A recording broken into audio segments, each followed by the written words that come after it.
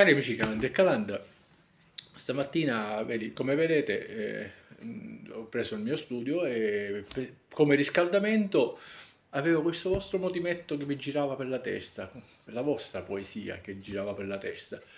Comunque, complimenti, ehm, e che dire, buona giornata e un abbraccio grande grande e a nuovi video.